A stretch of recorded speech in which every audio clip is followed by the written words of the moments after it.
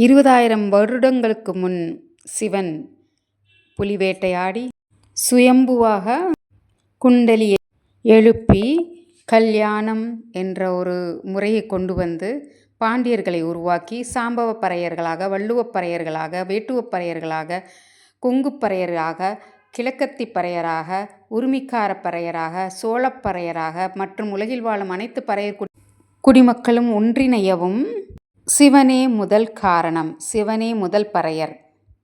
இரும்பை உருக்கும் தொழில்நுட்பம் கண்டவர் சிவனே. மலைமக்கள் வேட்டையாடியே வாழ்ந்தனர்.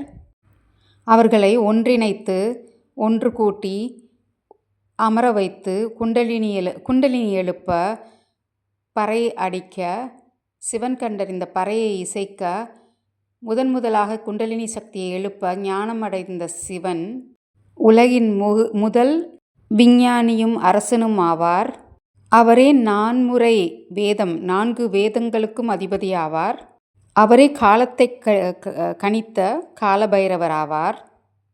புலித்தோலை ஆடையாக வைத்திருந்த அவரே 5ஆம் தமிழர் சங்கத்தின் பறையர் பேரவையின் சின்னம்.